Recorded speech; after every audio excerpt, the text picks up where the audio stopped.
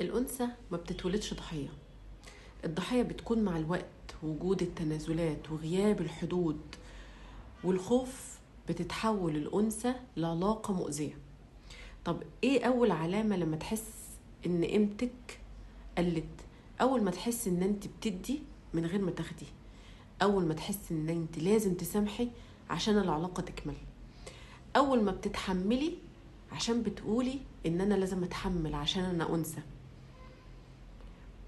كسر الحدود باسم الحب، تسكتي على الحاجة اللي بتوجعك، تقبلي القليل عشان ما تخسريش، تبرري الغلط بدل ما توقفيه، ان دايما رأيك اخر حاجة بيتاخد بيها، انك احتياجاتك في اخر خالص القايمة. الضحية اول ما بتتحول دايما بتسكت. الفرق ما بين الأنثى الضحية الأنثى الضحية هي اللي بتدي حب مع خوف. الأنثى الضحية هي اللي بتدي عطاء مع إجبار، بتدي تنازلات صامتة. الأنثى الواعية هي اللي بتدي حب مع كرامة، عطاء باختيار، حدود واضحة. كنت معاكم أنا كوتش شيرين عبدو.